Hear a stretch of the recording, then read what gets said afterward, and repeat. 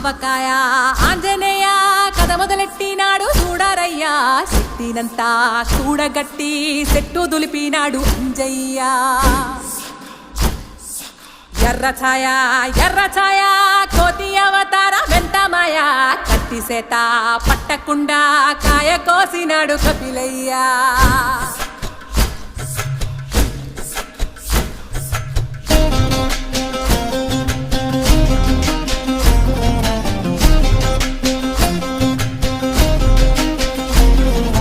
అంజనమ్మ ముందు వంజుల్ పుంజుల్ సీడి మామిడి ముక్కలు కుప్పల్ తెప్పల్